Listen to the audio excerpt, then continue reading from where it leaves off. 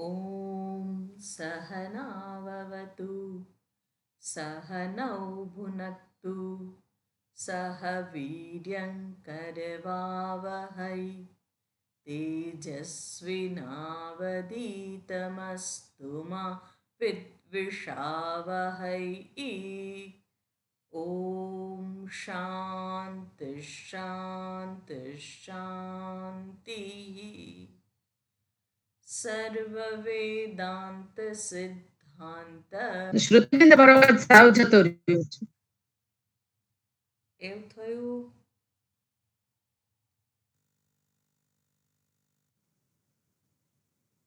હવે આવે છે.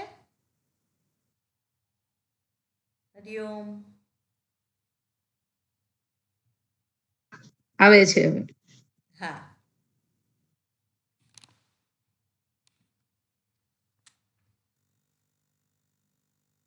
સર્વવેદાંત સિદ્ધાંત ગોચરમ તમ ગોચરમ ગોવિંદમ પરમાનંદમ સદ્ગુરુમ પ્રણતોસ્મ્યહમ.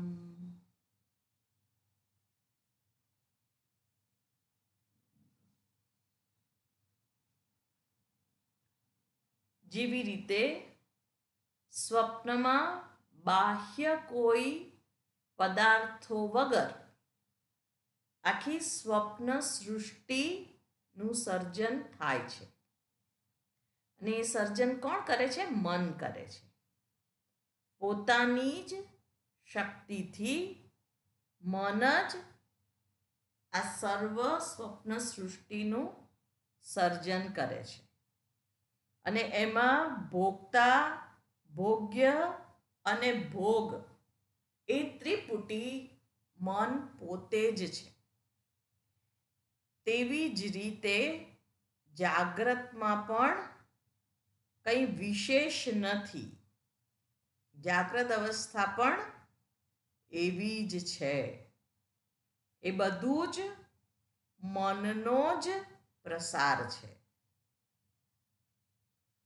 અને કાલે આપણે જોઈ રહ્યા હતા કે મનનો પ્રસાર જ્યારે આપણે કહીએ છીએ ત્યારે કોઈકને એવો પ્રશ્ન થાય કે સ્વપ્નમાં તો સમજી શકાય છે, પણ જાગ્રત અવસ્થા કેવી રીતે મનનો પ્રસાર હોઈ શકે? એ તો સત્ય છે. હું અનુભવું છું, આ હું બોલું છું અને તમે સાંભળો છો. એ કંઈક ખોટું થોડું છે. એટલે શાસ્ત્ર નથી એવું નથી કહેતા જેને અસત કહેવાય, જેનું અસ્તિત્વ નથી એવું નથી, પણ જે છે જ એવું પણ નથી. છે એટલે એને સત કહેવાય. સત નથી, અસત નથી, પણ સત અસદભ્યામ અનિર્વચનીય મિથ્યા. એ મિથ્યા છે. અને મિથ્યા એટલે ત્રણેય અંદર જેવું છે એવું રહેતું નથી, મિથ્યા કહેવામાં આવે છે.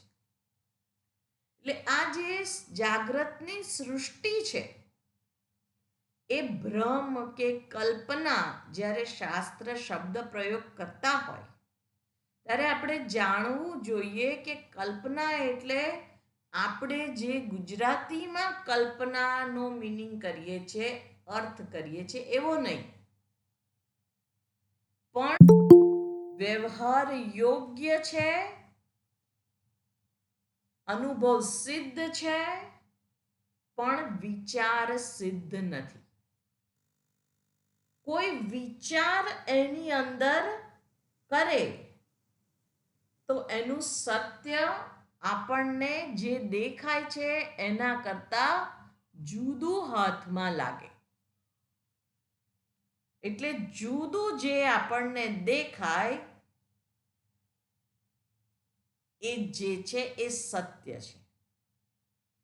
એટલે આ દ્રશ્યમાન જગત જ્યારે એવું કહે છે કે સ્વપ્નાવસ્થા જેવું જ છે, એટલે કે ત્રણેય કાળમાં એ રહેતું નથી. અને એટલા માટે જેવી રીતે સ્વપ્ન અવસ્થા છે એવી રીતે જ જાગ્રત અવસ્થા પણ ત્રણેય કાળમાં છે એવી રહેતી નથી. સ્વપ્ન અવસ્થા જેમ કાયમ નથી, એમ જાગ્રત અવસ્થા પણ કાયમ નથી. સ્વપ્ન અવસ્થામાં આ જાગ્રત અવસ્થાનો દેહ કામમાં લાગતો નથી. અહીંયા આપણે પોતાના 10x10 રૂમમાં સૂઈ ગયા હોઈએ અને કેવી રીતે ઋષિકેશ પહોંચી ગયા, ગંગાજીમાં સ્નાન કર્યું. હવે ગંગાજીમાં સ્નાન કર્યું તો રૂમમાં પાણી આવતું નથી, પણ એ વખતે એ આપણને સત્ય જ લાગે છે. પણ આ દેહ ત્યાં નથી, આ સમય ત્યાં નથી. રાત્રિના 12 વાગ્યા હોય કે 2 વાગ્યા હોય, પણ ત્યાં તો સવાર પડી છે. અને અહીં આગળ કહેવાય છે કે સ્વપ્ન વધારેમાં વધારે 1.5 થી 3 મિનિટનું જ હોય છે. હવે આ સમય પ્રમાણે આપણે જોઈએ તો આપણને એમ થાય કે આ 1.5 મિનિટમાં આટલું બધું કેવી રીતે બની જાય. અને ત્યાં તો આપણને એવું લાગે કે આપણે કેટલો વખત ત્યાં આગળ સ્પેન્ડ કર્યો, ઘણો ટાઈમ પસાર થઈ ગયો. એટલે આ સ્વપ્ન જગતની અંદર આ જાગ્રત અવસ્થાના સમય, સ્થળ, શરીર કોઈ કેલ્ક્યુલેશન બેસતા નથી. એટલે આ સ્થૂળ દેહ ત્યાં આગળ નથી. તેવી જ રીતે જાગ્રત અવસ્થામાં જે સ્થૂળ દેહ છે એ સ્વપ્નમાં નથી, સ્વપ્નનો જે દેહ છે એ જાગ્રતમાં નથી. એટલે બંનેને મિથ્યા કહેવામાં આવે છે. પણ જાગ્રત અવસ્થાની અંદર એક કન્ટિન્યુટી જળવાય છે, એટલે આપણને એવું લાગે છે કે એ સત્ય છે. પણ એને લાંબુ સ્વપ્નું કહી શકાય. અને નરસિંહ મહેતા ગાય છે, જાગીને જોઉં તો જગત દીસે નહીં, ઊંઘમાં અટપટા ભોગ ભાસે. શેમાંથી જાગવાની વાત કરે છે? આજ જે મારી ભ્રમયુક્ત અવસ્થા છે એમાંથી જાગવાની વાત કરે છે. એટલે જાગ્રત અવસ્થા અને સ્વપ્ન અવસ્થા બંને સમાન છે. એ અનુભવ દ્વારા, યુક્તિ દ્વારા, શાસ્ત્ર દ્વારા, બધા જ દ્વારા સિદ્ધ થઈ ગયું. એટલે એની ઉપર આપણને વિચાર કરતા પ્રેરિત કરે છે. અને હવે આગળ 172માં શ્લોકની અંદર જે જોયું એ વાત 173માં શ્લોકની અંદર સુષુપ્તિની વાત કરીને કરે છે. પ્રજ્ઞાબેન, જી.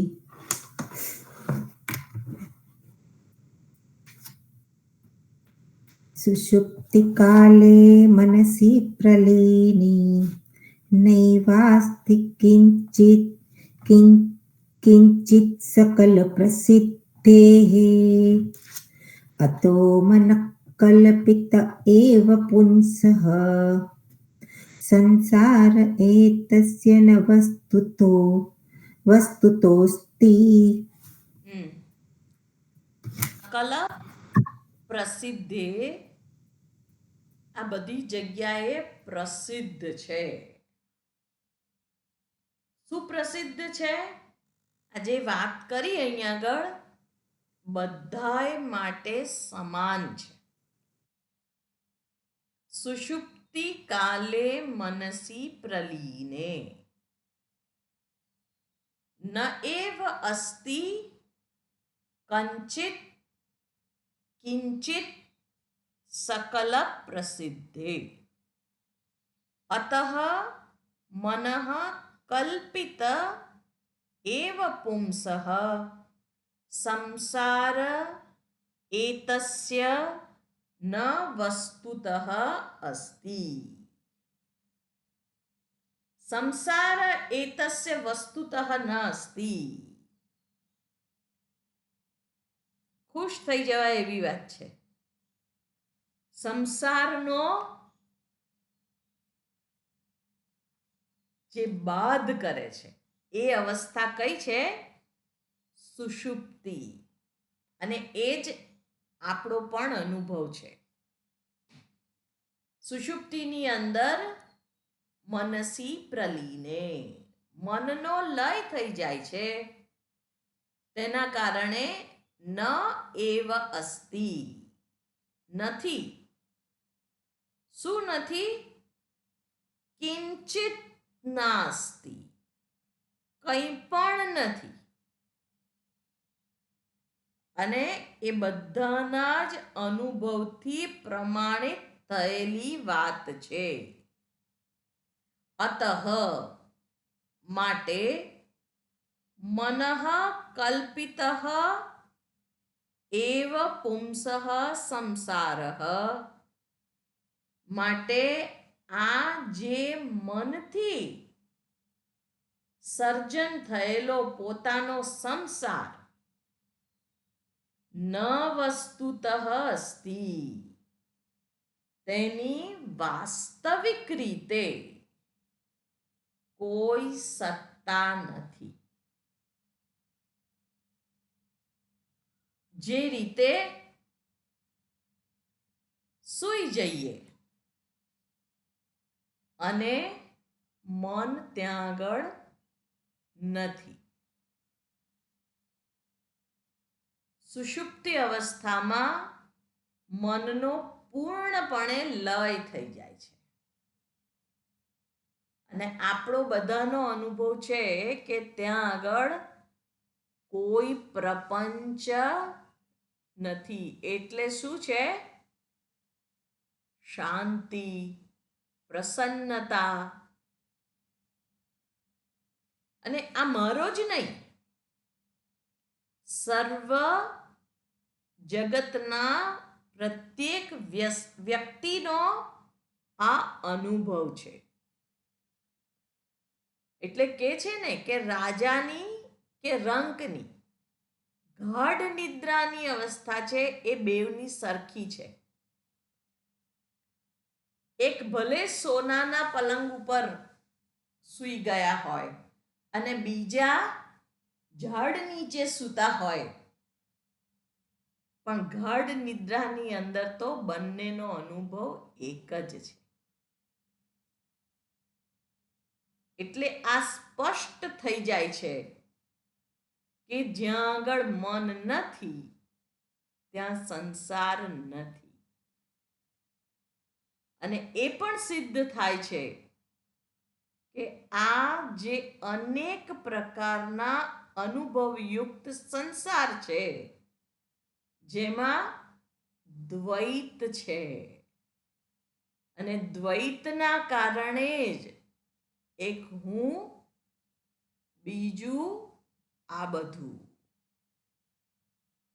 તો દ્વૈતના કારણે મમ, આ મારું, અને ઈદમ, આ બીજું મારું નથી. એ સંસાર ચાલ્યા કરે છે. અને ક્લેશ એ પણ એની જ ઉપજ છે. એટલે જે કંઈ આ ક્લેશ, દુઃખ અનુભવાય છે એ બધું જ આ મનની જ બલિહારી છે. અહીંયા કે છે મનની કલ્પના છે. પણ કલ્પના એટલે ફરીથી આપણે જોવાનું કે આ આપણે બેઠા બેઠા કલ્પના કર્યા કરીએ એવી કલ્પનાની વાત નથી કરી, પણ મિથ્યા. કલ્પના એટલે શું છે? મિથ્યા છે, અનુભવયુક્ત છે. પણ વિચાર સિદ્ધ નથી. એને વિચારની એરણ પર ચડાવીએ તો સત્ય એમાંથી જે હું માનું છું એના કરતા જુદું મળે છે. અને એ જુદું સત્ય જે છે એ જ વાસ્તવિકતા છે. હું આને વાસ્તવિકતા ગણું છું. જેને હું અનુભવું છું, જોઉં છું, એને હું વાસ્તવિકતા ગણું છું. જ્યારે શાસ્ત્ર આપણા અનુભવનો જ આધાર લે છે અને આપણને વિચારની એરણ ઉપર ચડાવી અને સત્ય તરફ દોરી જાય છે, જે સનાતન સત્ય છે. એટલે આ નિષ્કર્ષ એમાંથી એ નીકળે છે કે જે જગતને આપણે જોઈએ છે એ પણ મનના માધ્યમથી જ જોઈએ છે. અને એટલે જે મન કહે છે કે આ મારું છે એને આપણે મારું ગણી લઈએ છીએ, અને મન કહે છે આ મારું નથી એને આપણે પારકું ગણી લઈએ છીએ. આ ગણતરી સરવાળા બાદબાકી ભાગાકાર ગુણાકાર ચાલ્યા જ કરે છે. અને એ જ મારો સંસાર છે. તો એ સંસારમાંથી ઉપર ઉઠવા માટે ત્રણેય અવસ્થાની વાત કરી દીધી. સ્વપ્ન અવસ્થા બતાવી, એમાં મનનો રોલ બતાવ્યો, જાગ્રત અવસ્થા બતાવી, એ સ્વપ્ન સમાન જ છે. અને હવે સુષુપ્તિ અવસ્થા અહીંયા આગળ બતાવે છે કે જેમાં મનનો લય થઈ જાય છે. તો ત્યાં આગળ કોઈ મારું નથી, કોઈ પારકું નથી. એક પ્રશાંત અવસ્થા છે. ત્યાં સુખ છે અને એ સુખ મેળવવાની ઝંખના આપણે બધા જ રાખીએ છીએ. એટલે દિવસ દરમિયાનની પ્રવૃત્તિથી થાકીને છેવટે આપણે ક્યાં જઈએ છીએ? પથારીમાં સુષુપ્તિ અવસ્થાનો અનુભવ કરવા માટે. કેમ? આજે તો બહુ થાકી ગયો છું કે થાકી ગઈ છું, હવે સૂઈ જ જવું છે, બસ મને જમવાનું પણ પૂછશો નહીં કોઈ, હવે હું સુવા જાઉં છું. એ સુખ છે ત્યાં આગળ. અને એ સુખની જ આપણને ઝંખના છે, પણ ખાલી સુષુપ્તિ કાળે મળે છે એટલા માટે આપણને એ અવસ્થા વહલી લાગે છે. અને જાગ્રત અવસ્થા, સ્વપ્ન અવસ્થામાં એ સુખને આપણે શોધ્યા કરીએ છીએ. શાસ્ત્ર એનો રસ્તો બતાવે છે કે મનનો લય કરી દો. એટલે અમુક જે નશીલી દવાઓ, દારૂ પીવે, ડ્રગ્સ વગેરે જે લેતા હોય એ લોકોને એવું થાય કે આ સમસ્યાયુક્ત મનનો આ રીતે નાશ કરી દઈએ, પણ એ લોકો જ્યારે એમની જે દુનિયા છે એમાંથી કેટલી બધી પીડા અનુભવતા હોય છે એ વખતે. એનો રસ્તો નથી. પણ મનનો નાશ એટલે એનાથી ઉપર ઉઠવાનું, જાણવાનું કે આ જે મન છે એ વૃત્યાત્મક છે. અને જે કંઈ વૃત્તિઓ મારા સંસ્કાર અનુસાર અત્યારે મનમાં ઉઠી રહી છે એ હું નથી. એટલે સ્વામીજીએ બહુ સરસ વાત કરી છે. મનોમય કોષની વાત કરતા એમણે કહ્યું છે કે મનના આધારે કોઈ હંમેશા સુખી થઈ જ ના શકે. કારણ શું છે? મનનો સ્વભાવ જ બદલાતા રહેવાનો છે. વૃત્તિઓનો પ્રવાહ એટલે જ મન. કદીક સુખાકાર વૃત્તિ ઉઠે, કદીક દુઃખાકાર વૃત્તિ ઉઠે, કદીક પ્રેમાકાર વૃત્તિ ઉઠે, કદીક ક્રોધાકાર વૃત્તિ ઉઠે. પણ જ્યારે ક્રોધ થાય કે ભય લાગે કે મનમાં દુઃખ થાય ત્યારે આપણે ભલે ના સમજણ પડે તો પણ એ વખતે કહેવાની જરૂર છે કે આ દુઃખ ઉઠી રહ્યું છે પણ હું દુઃખ નથી. કારણ કે એ સત્ય છે. આ કોઈ એવું નથી કે માની લેવાની વાત છે કે આ પોઝિટિવ થિંકિંગ નથી. આપણને એમ થાય કે હવે આ બધું આવું જ છે જગતની અંદર અને આ મને અનુભવાય છે તે ખોટું છે અને તમે વાત કરો છો કે હું સુખ સ્વરૂપ છું. કેવી રીતે સમજી શકાય? કોઈ શક્યતા નથી. શાસ્ત્ર કહે છે જ્યારે તું દુઃખ અનુભવે છે ત્યારે પણ તું સુખ સ્વરૂપ છે. અને હા, એના માટે આપણે કમ્પેરેટિવલી સુખી કે શાંત હોવા જોઈએ. આપણે જો સાપેક્ષ રીતે સુખી કે શાંત ના હોઈએ તો આપણે ખાલી બોલ્યા કરીએ કે ધ્યાન કર્યા કરીએ કે હું સુખ સ્વરૂપ છું, હું સુખ સ્વરૂપ છું, એ કામમાં આવતું નથી. અને સાપેક્ષિક રીતે સુખી રહેવા માટે શાસ્ત્ર અનેક ઉપાયો દર્શાવે છે. ઈશ્વરાર્પણ બુદ્ધિથી કર્મ કરવું, ધર્મને અનુરૂપ કર્મ કરવું, જગતની અંદર સંવાદિતતાથી બીજા સાથે ઊભા રહેવું, અનેક યુક્તિઓ છે. એવું કરવાથી મનના સંઘર્ષ ઓછા થાય છે અને સત્ય જેવા સદ્ગુણો જ્યારે જીવનમાં હોય છે ત્યારે એક પ્રકારનું બળ પણ આવે છે.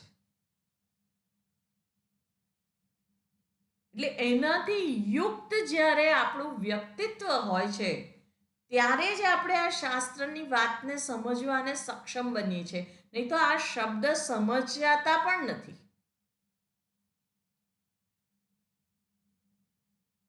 કારણ કે આ મનથી ઉપર ઉઠવાની વાત છે.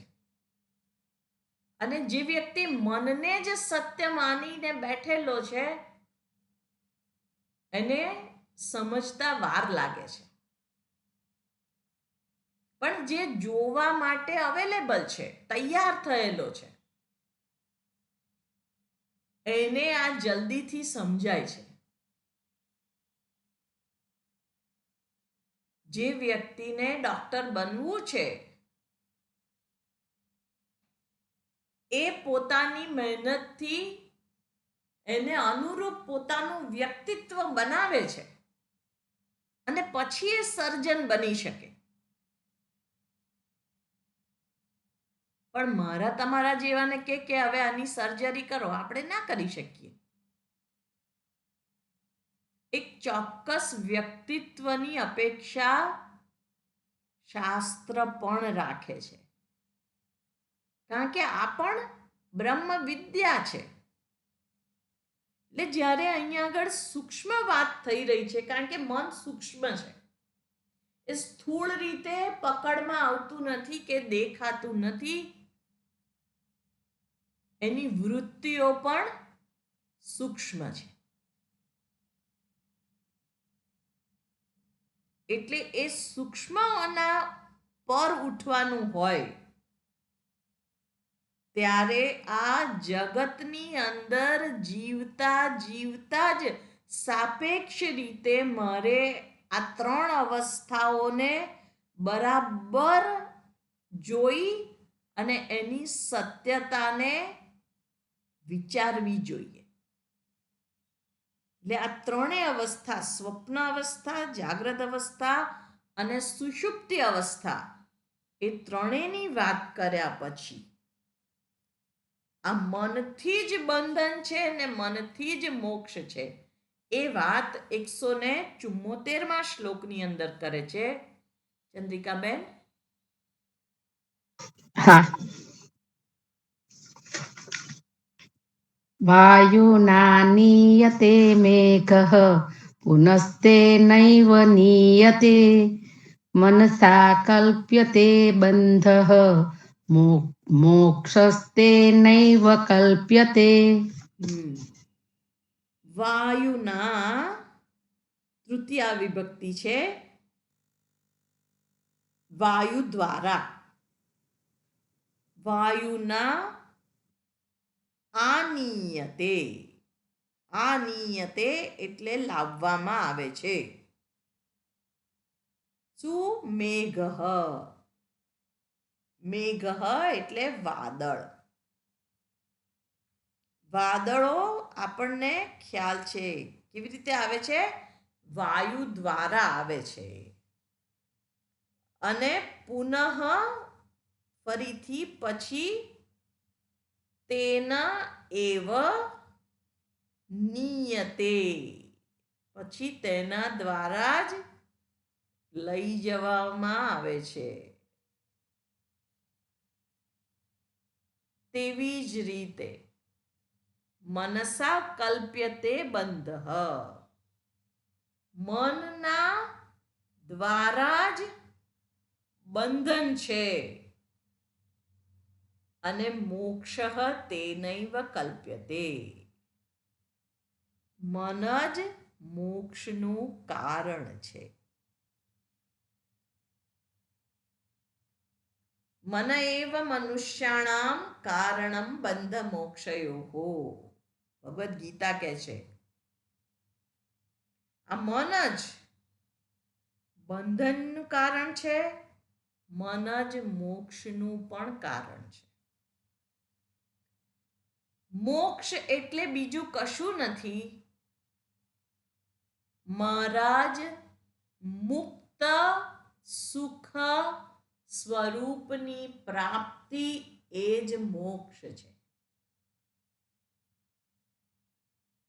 અને એ મન દ્વારા જ છે. જેવી રીતે અહીંયા ઉદાહરણ આપે છે કે વાયુ જે છે એ જ મેઘ લાવે છે, વાદળોને એ જ લઈ આવે છે. અને પુનઃ તેનૈવ નીયતે, એને એ છિન્ન ભિન્ન પણ કરી દે છે.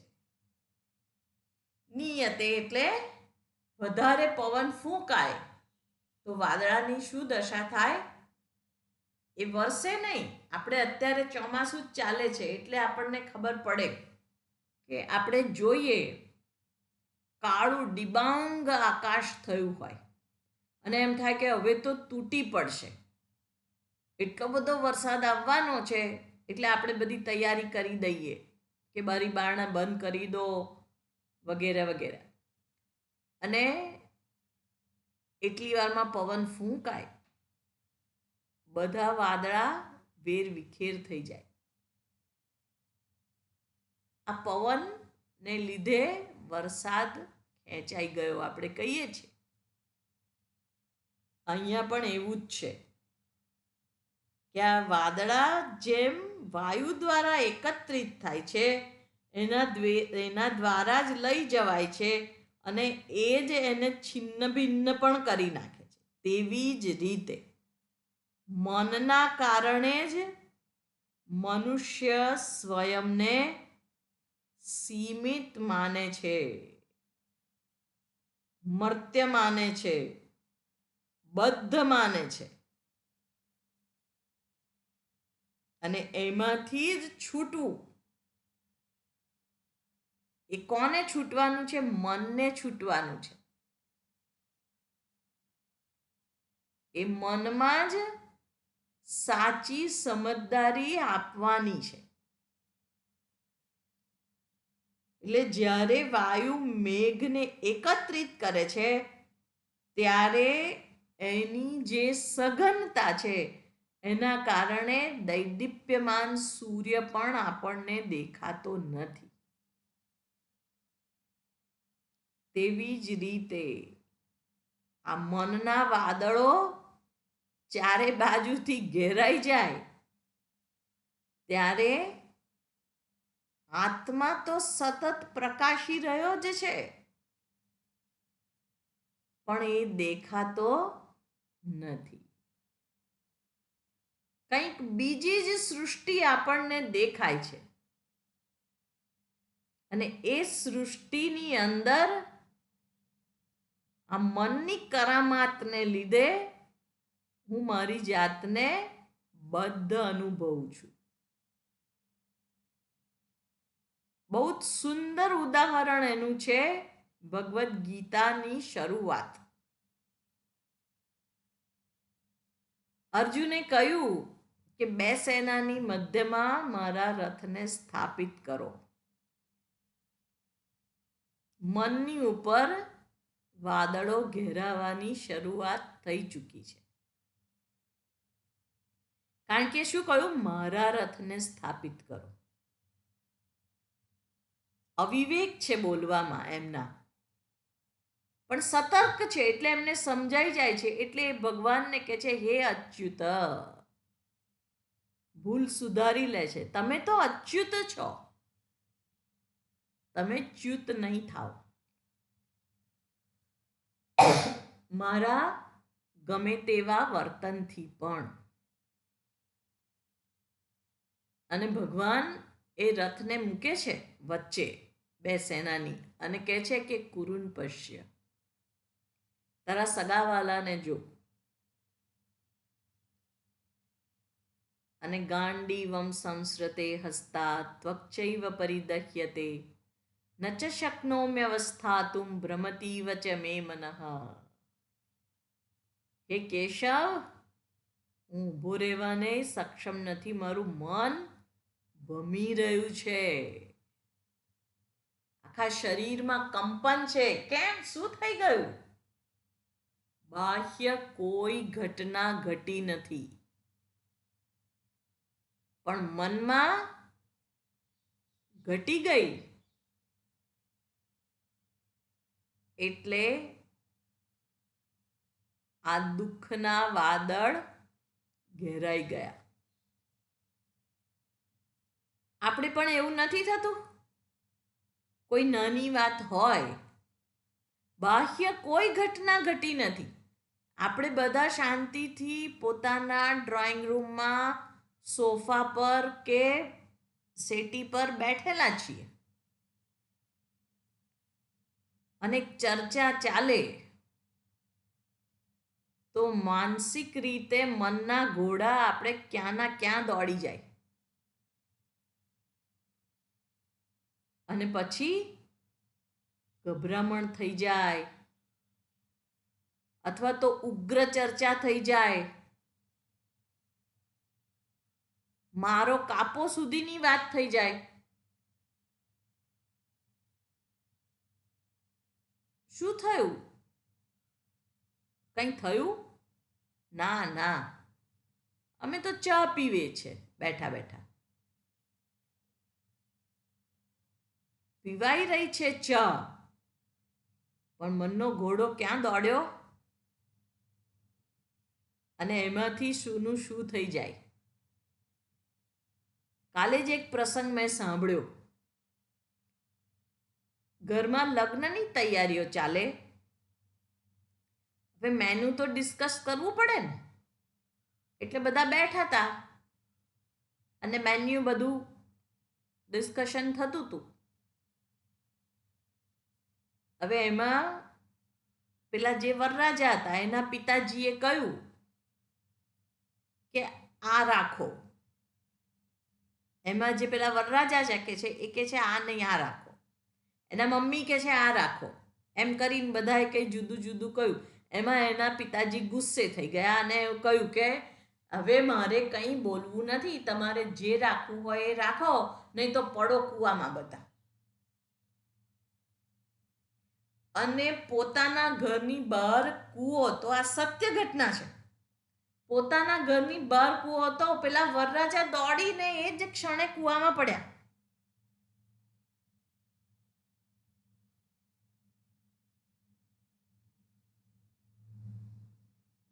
મન છે એના સિવાય બીજે ક્યાં ઘટના ઘટી છે?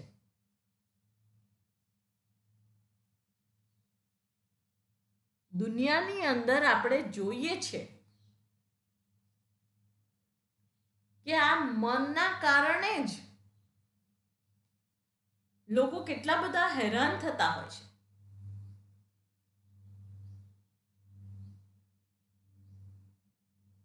અને બીજી આપણે જોઈએ તો આપણે ત્યાં આગળ કહેવત છે કે સબસે બડા રોગ ક્યા કહેંગે લોગ. તો લોકોનું જોઈને આપણે મનની અંદર તુક્કા દોડાવે રાખીએ.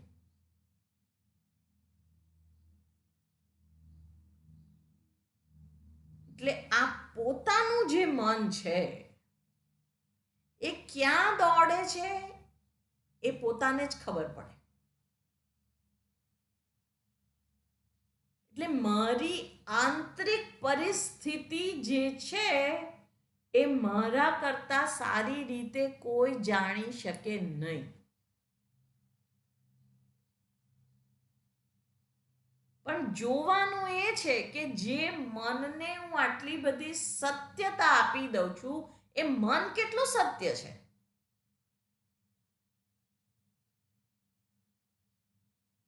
સત્ય તો એ મનને પ્રકાશિત કરનાર આત્મતત્વ એ સત્ય છે.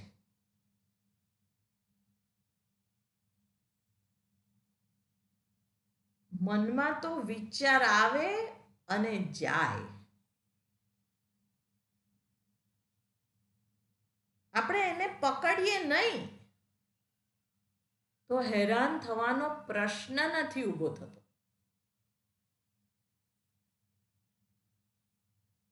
એટલે આ મનને ઓળખવું જરૂરી છે. અને એની જે કલ્પના શક્તિ છે, કંઈ બહાર ના ઘટ્યું હોય ઘટના, પણ છતાંય આપણને ફ્રસ્ટ્રેશન અનુભવાય. અને પછી એ જે મન એ સાધન છે, કરણ છે, એ જ જાણે કે હું બની જાય છે. અને એ અંદર અંદર વિક્ષેપોની આંધી જે ઊભી થાય છે એના કારણે પોતે જ બંધાયેલો અનુભવે છે. પોતાની જાતને સીમિત અનુભવે છે. હું આટલો જ છું, કોઈને મારી કદર નથી. ગમે તેટલું કરીને મરી જાઓ તો પણ, અને એ ભોગતા બને રાખે છે, દુઃખ ભોગવે રાખે છે.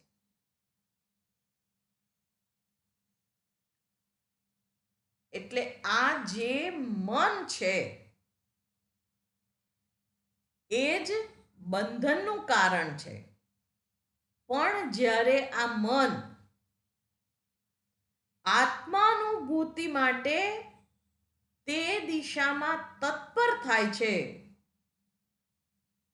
તો એ જ મનમાં પરિચ્છિન્નતાનો જે છે, જે બંધનનો ભાવ છે, એ બધું જ સમાપ્ત થઈ જાય છે. કેવી રીતે? સત્યના દર્શન માત્રથી. પછી આ મનને જોવું એ એક રમત બની જાય છે, કારણ કે ખબર પડી ગઈ કે આ મનના ઉધામાં કેવા છે. પછી આ મન એવી રીતે હું એને એક દ્રશ્ય વસ્તુની જેમ જોઈ શકું છું, હું એનો દ્રષ્ટા છું, એવી મને જ્યારે સમજણ પડે છે, ત્યારે એ જ મન છે એ મોક્ષનું કારણ બને છે.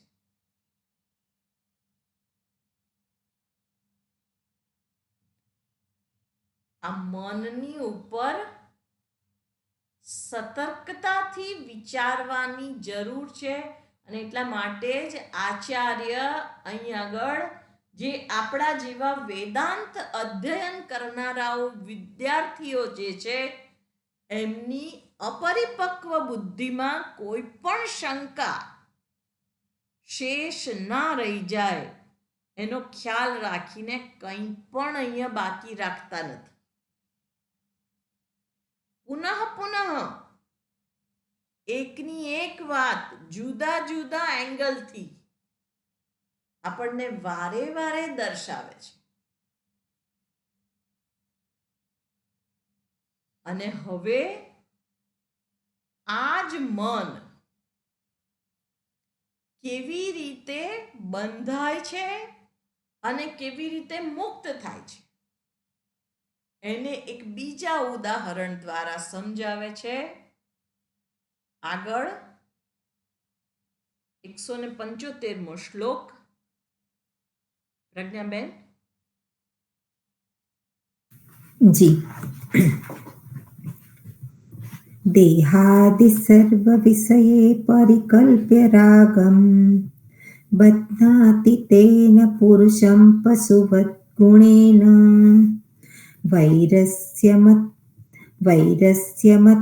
विसुवत् सुविधाय पश्चात् एनं विमोचयति तन्मन एव बन्धात्.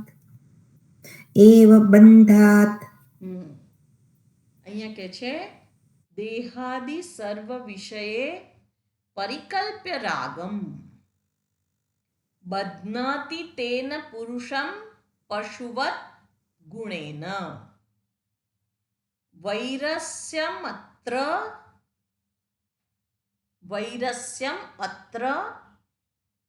વિષયવત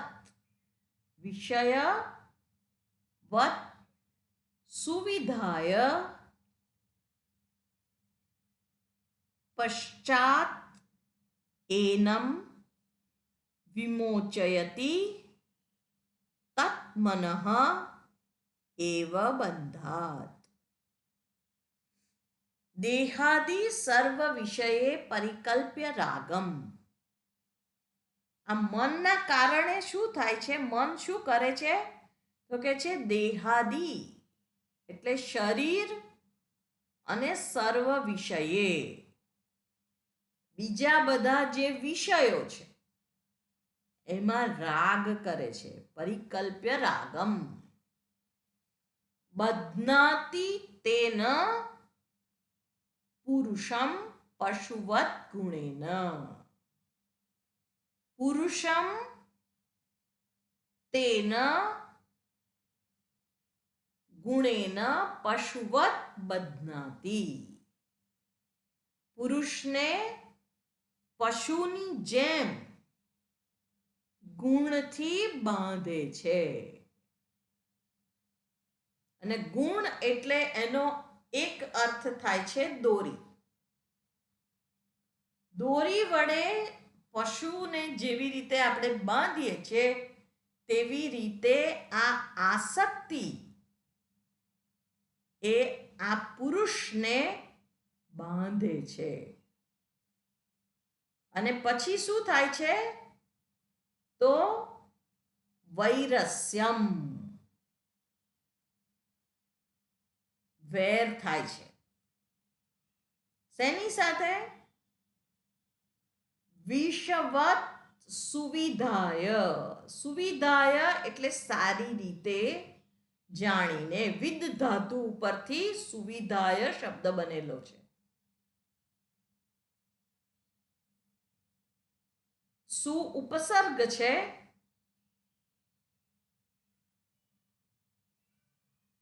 અને કયો પ્રત્યય લાગ્યો છે ચંદ્રિકાબેન, ખબર પડે છે?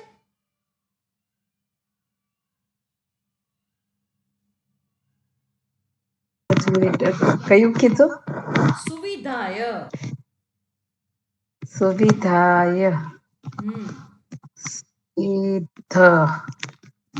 ત પ્રત્યય હોય, તનો પછી ધકાર થયો હોય હા જશોસ્ત સૂત્રથી, હા એટલે એ ત પ્રત્યય આવે. બરાબર. એટલે વિદ ધાતુ પરથી સુવિધાય એટલે સારી રીતે જાણીને. પછી શું થાય છે? શેને સારી રીતે જાણે છે? વિષયોને જ સારી રીતે જ્યારે જાણે છે ત્યારે એને વિષવત, અરુચિ, ઝેર જેવા લાગે છે, અરુચિ ઉત્પન્ન થાય છે. અને ત્યારે શું થાય છે? તે વ્યક્તિને એ બંધનથી મુક્ત કરી દે છે. તન મનઃ એવ બંધાત વિમોચયતી. એ મન જ એમાંથી એ વ્યક્તિને મુક્ત કરી દે છે. એટલે જે હમણાં કહ્યું કે મોક્ષ તેનૈવ કલ્પ્યતે, મનસા કલ્પ્યતે બંધ, મોક્ષ તેનૈવ કલ્પ્યતે. મનથી જ મોક્ષ છે, મનથી જ બંધન છે. એ જ વાત અહીંયા આગળ કરે છે. આ મન જ શરીર અને બીજા બધા જે વિષયો બતાવ્યા છે, 5 ઇન્દ્રિયોના 5 વિષયો. કારણ કે શરૂઆતમાં જ કહ્યું કે મનોમય કોષ શેનો બનેલો છે? 5 જ્ઞાનેન્દ્રિયો અને 6ઠું મન. અને ઇન્દ્રિયો કરતા પણ એના વિષયો સૂક્ષ્મ છે. અને એ વિષયો અંતર્ગત મન, એ જે 6ઠું મન છે, એમાં રહેલા જે સંસ્કાર છે, એના કારણે વ્યક્તિ એમાં બંધાઈ જાય છે. કારણ કે રાગ ઉત્પન્ન થાય છે. અને આ આસક્તિ જ વ્યક્તિને બાંધે છે. કેવી રીતે? જેવી રીતે પશુને દોરડાથી બાંધી દીધું હોય, એવી રીતે આ જે વ્યક્તિ છે એને આ રાગ બાંધી દે છે. અને જ્યારે આ મન પોતે જ વિચારશીલ મનમાં પરિણમે છે,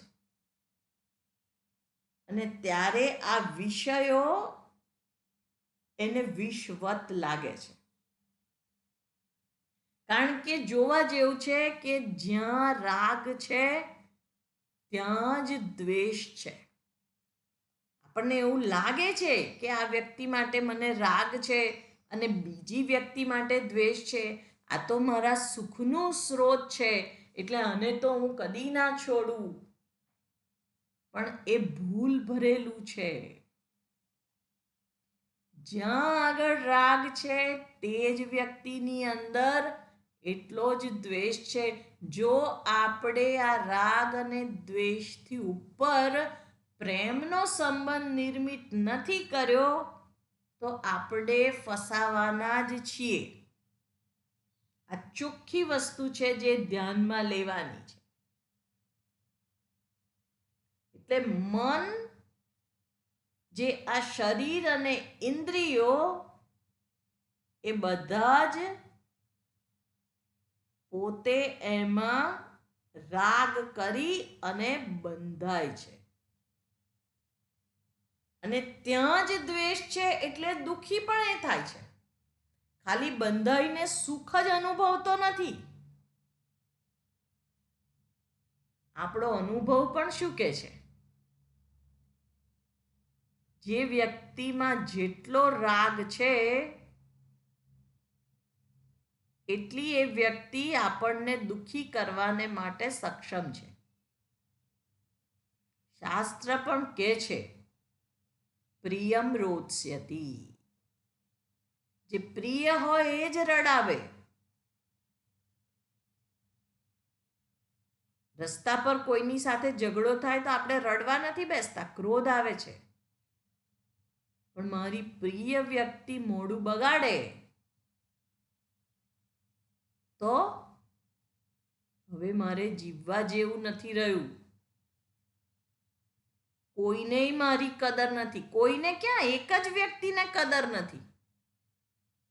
પણ એ એક જ વ્યક્તિની અંદર મારી દુનિયા સમાઈ જાય છે. એને જ શાસ્ત્ર રાગ કહે છે.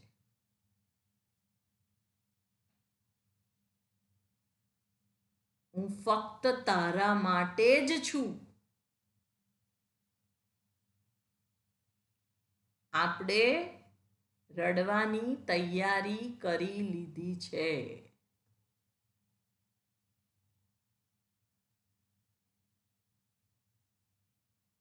અને એવું નથી હોતું. એ સત્ય તરફ આપણને દોરી જવા માંગે છે. એટલે કહે છે કે એ આસક્તિથી એ વ્યક્તિ બંધાઈ જાય છે, અને એના કારણે આપણે એકની વિશેષ ગણના કરીએ એટલે ઈચ્છીએ કે ના ઈચ્છીએ બીજાની અવગણના થઈ જ જાય છે. ટોળાની અંદર આપણી આંખ કોઈ ચોક્કસ વ્યક્તિને શોધતી હોય તો બાકીના બધાની અવગણના હોવા છતાં પણ દેખાતા નથી મને.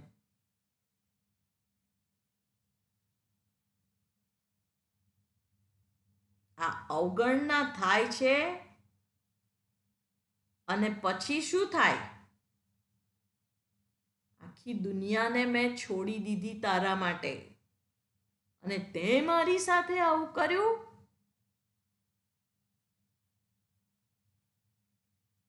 શાસ્ત્ર કહે છે કે કોઈ પણ વ્યક્તિ સુખનો સ્રોત નથી. આ જાણવાનું છે. એટલે જ્યારે વ્યક્તિ આસક્તિથી બંધાઈ જાય છે ત્યારે એ પરિચ્છિન્નતા અનુભવે, લાચારી અનુભવે, દુઃખી થાય. અને આ જે બંધાય છે એ જ જીવ છે. અને એ જીવ જ્યારે બંધાઈ જાય છે ત્યારે એની સ્વતંત્રતા સમાપ્ત થઈ જાય છે, અને એ મનનો એકદમ તુચ્છ ક્ષુદ્ર દાસ બનીને જ જીવે છે.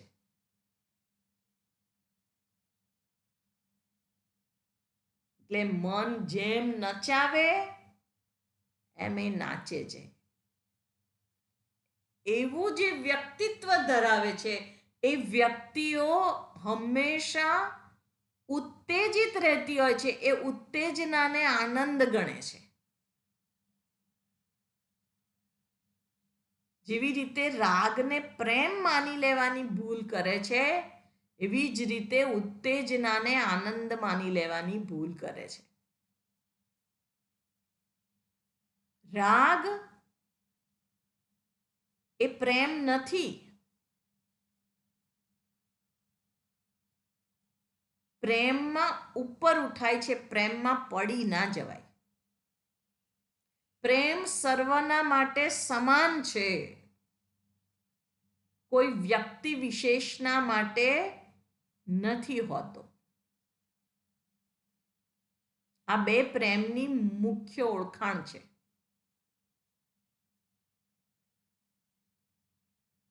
એટલે અહીં આગળ રાગની જે મનના કારણે રાગથી બંધાય છે, કેવી રીતે પેલું પશુ જેમ રજ્જુથી બંધાય છે તેવી રીતે પશુવત.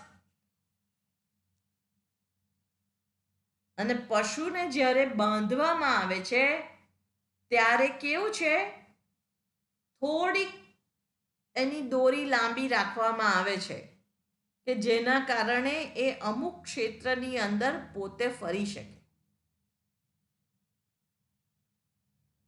અને એને જ પોતે જો સ્વતંત્રતા માની લે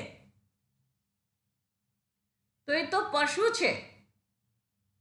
એટલે એને એમ થાય કે કંઈ વાંધો નહીં, આટલામાં તો હું તો સ્વતંત્ર છું, ફરી જ શકું છું ને.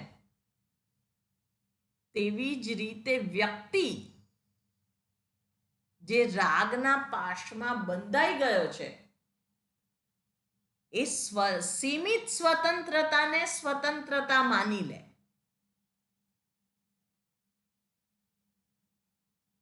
તો એનો ઉપાય શું?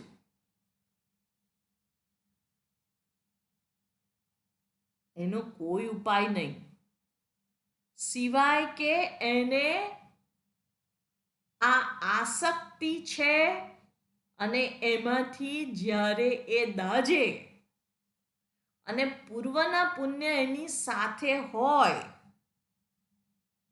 તો એને સત્યનું દર્શન થાય. એના સિવાય કોઈ રીતે એને સત્યનું દર્શન થઈ શકે નહીં. એટલે આપણને પણ જે સ્વતંત્રતા અનુભવાય છે, આપણે કહીએ છીએ કે હું તો સ્વતંત્ર છું, હું તો મુક્ત છું, પણ આ જે અનુભવાતી સ્વતંત્રતા એ પેલા દોરડું બાંધીને આપણને ગોળ ફેરવે રાખે છે કે વાસ્તવમાં આપણે દોરડા વગર જીવીએ છીએ, કોઈ બંધન વગર આપણે જીવીએ છીએ, એ આપણે જ જોવાનું છે. અને વિશેષ આને આવતી વખતે જોઈશું. ઓમ પૂર્ણમદ પૂર્ણમિદં પૂર્ણાત પૂર્ણમુદચ્યતે પૂર્ણસ્ય પૂર્ણમાદાય પૂર્ણમેવાવશિષ્યતે. ઓમ શાંતિ શાંતિ શાંતિ. હરિ ઓમ. શ્રી ગુરુભ્યો નમઃ. હરિ ઓમ.